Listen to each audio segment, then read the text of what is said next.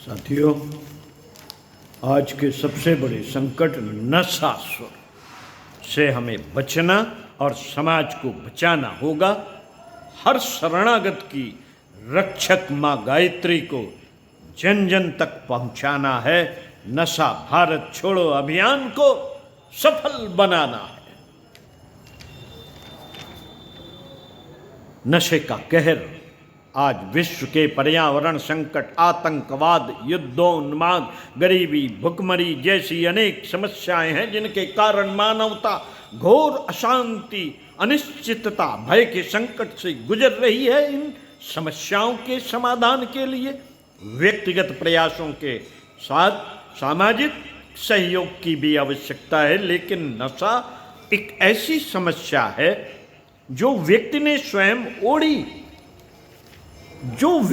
स्वयं ओढ़ी हुई है, वह अपनी अविवेकपूर्ण नासमझी से बचे तो आजीवन सुख शांति से रह सकता है। यदि वह नशे का आदी हो गया तो समझदारी और संकल्प के सहारे स्वयं इस नशासुर के चुंगल से छूटकर नरक जैसे जीवन में स्वर्ग की सृष्टि कर सकता है। मित्रों, नशा जीवन की आवश्यकता कदापि नहीं। नशा जीवन की आवश्यकता कदापि नहीं।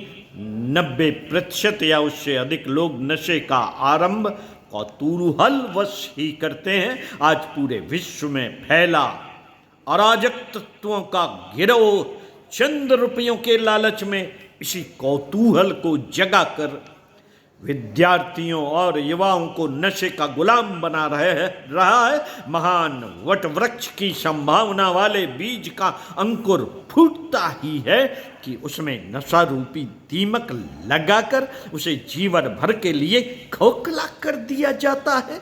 जिसे एक बार नशे की लत लग गई, वह फिर दलदल की तरह उसमें धंसता ही जाता है। क्या हम जानते हैं कि नशीले पदार्थों का सेवन करना कितना भयानक है? भारत सरकार द्वारा 14 दिसंबर 2022 को सर्वोच्च न्यायालय में दिए गए आंकड़े बताते हैं कि हमारे देश में 158 करोड़ बच्चे 10 से 17 वर्ष के शराब, गांजा और चरस जैसे नशों के आदी हैं। 16 करोड़ लोग शराब पीते हैं, जिनमें से 57 करोड़ लोगों को तुरंत सहायता की 5.7 करोड़ लोगों को तुरंत सहायता की आवश्यकता है। 3.1 करोड़ लोग गांजा और चरस तथा 2.26 करोड़ लोग अफीम का सेवन करते हैं। सिगरेट, तंबाकू जैसे नशीले पदार्थों का सेवन करने वाले लोगों को जोड़ दिया जाए तो संख्या आसमान छूने लगेगी।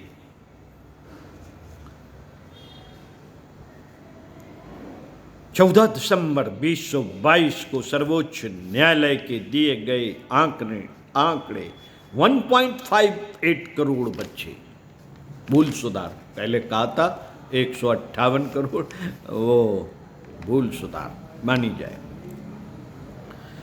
साथियों, हम प्राचीन काल में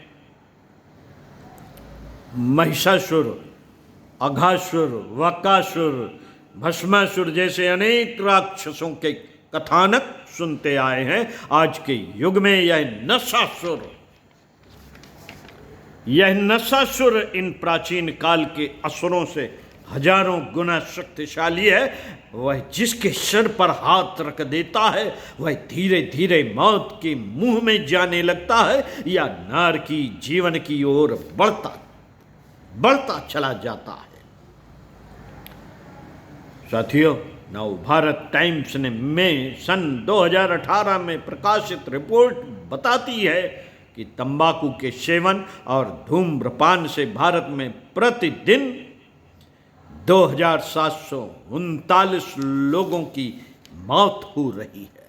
प्रतिदिन 50 अरब रुपयों की सिगरेट का धुआं वातावरण में छोड़ा जाता है, जिसमें से 15% धुआं धूम्रपान करने वालों के कलेजे में जाता है और शेष 85% आसमान के वातावरण को दूषित कर दूसरों को नुकसान पहुंचाता है। विश्व स्वास्थ्य संगठन का मानना है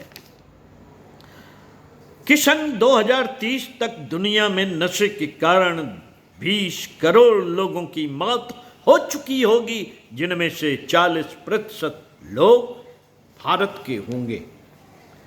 जहां स्थानाभाव के कारण अधिक आंकड़े नहीं दिए जा सकते, जिन्हें इनकी विस्तृत जानकारी प्राप्त करनी हो, उन्हें शांत कुंज से प्रकाशित पुस्तक व्यसन मुक्ति मार्गदर्शिका जागो और जगाओ का अध्ययन करना चाहिए। नशा क्या है? शांग धर्संहिता कहती है, बुद्धि विलुम्पति यत द्रव्यम मदकारी तदच्यते, अर्थात जिन वस्तुओं के सेवन से मनुष्य की बुद्धि लुप्त हो जाती हो वे मादक हैं। गुटखा, जर्दा, सिगरेट, तंबाकू, चरस, शराब, हीरोइन, कोकीन, अफीम, ड्रग्स जैसे मादक पदार्थों से निकलने वाले निकोटीन जैसे विषैले तत्व नसनाड़ियों, कोशिकाओं तथा दिमाग को भावशून्य कर देते हैं। इनसे वैसी ही भावनाएं उत्पन्न होती हैं जैसे कि लोगों को खुशी देने वाले कार्यों से मिलती है, लेकिन इस खुमारी की बहुत बड़ी कीमत उन्हें चुकानी पड़ती है। मन विक्षुब्ध और शरीर खोखला होता चला जाता है, सांस धीमी होती चली जाती है, उनींदापन छा जाता है। विज्ञान बताता है कि मादक द्रव्यों के सेवन से मस्तिष्क की कुछ कोशिकाओं से डोपामाइन नामक हार्मोन्स का स्त्राव दिमाग के नशा सेवन की ऐसी उत्कट इच्छा पैदा करता है जो नशेड़ी को बार बार उस पदार्थ के सेवन के लिए प्रेरित करती है। साथियों, समय की विडंबना देखिए, यह नशा देश को दीमक की तरह चाट रहा है। यह आतंकवाद का पोष रहा है। आतंकवाद को आज विश्व मानवता के समक्ष एक से एक बड़े संकट है, फिर भी नशे से बढ़कर दूसरा संकट और कोई नहीं। सरकारें आतंकवाद खत्म कर सकती हैं, नक्सलवाद समाप्त कर सकती हैं, गरीबी भुखमरी का अंत कर सकती हैं, देश को विकसित राष्ट्र बना सकती हैं। फिर ऐसी क्या मजबूरी है कि मानवता को खोखला कर रहे नशा रूपी असुर के प्रति वे इतनी उदासीन है। यदि नशे पर अंकुश लग जाए तो न जाने कितनी समस्याओं का समाधान स्वतः ही हो जाएगा। माना जाता है कि शराब सरकारों के लिए राजस्व प्राप्ति का बहुत बड़ा साधन है, लेकिन यह भी सच है कि शराब के कारण होने वाली बीमारियों पर सरकारों को प्राप्त होने वाले राजस्व से कई गुना अधिक धन खर्च करना पड़ता है। इस उदासीनता का कारण तो सरकारें स्वयं समझें, लेकिन इतना सच है कि समझदारों को स्वयं ही चेतना होगा। परमात्मा के सर्वोत्तम उपहार को नरक बनाने से बचाना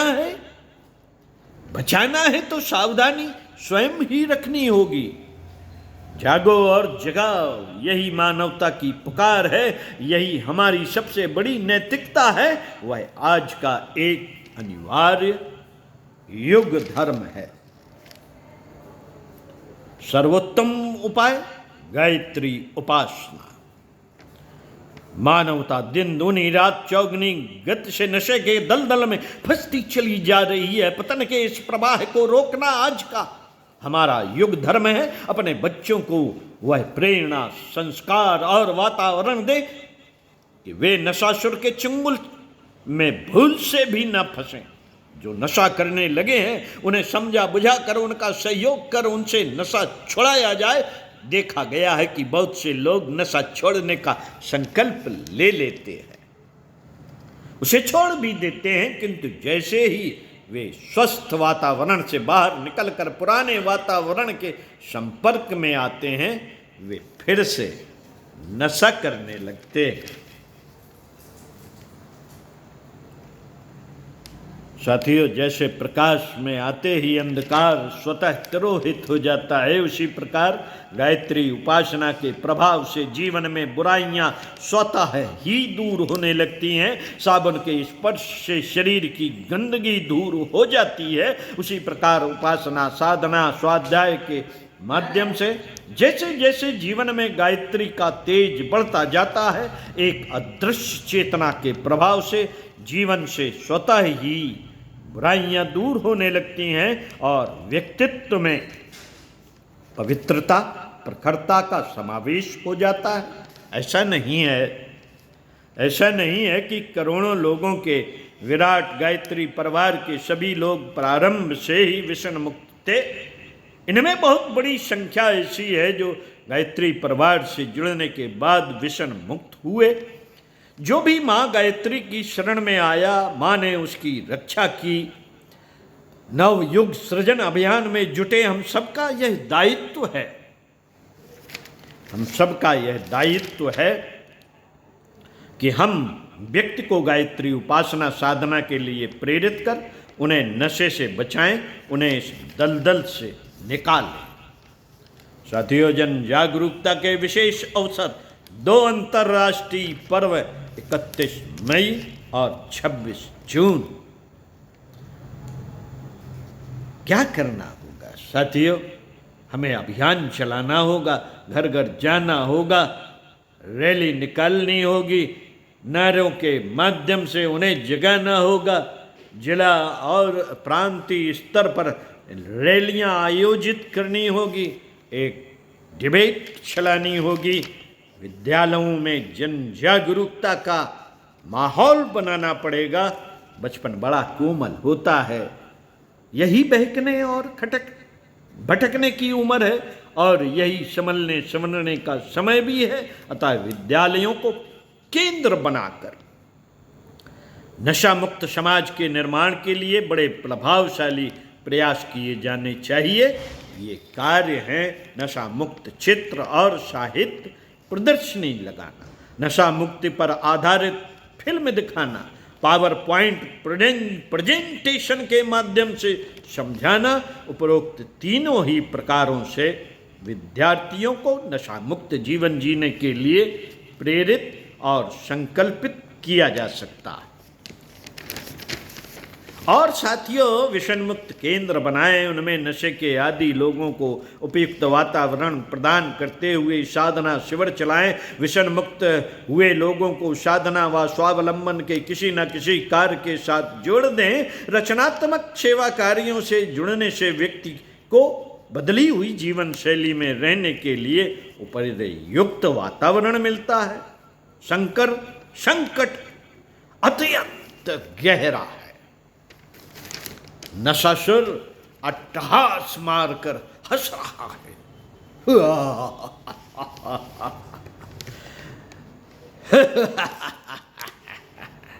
संकट अत्यंत गहरा है। इसके समाधान के लिए उसी स्तर के प्राणवान प्रयासों की आवश्यकता है जैसा कि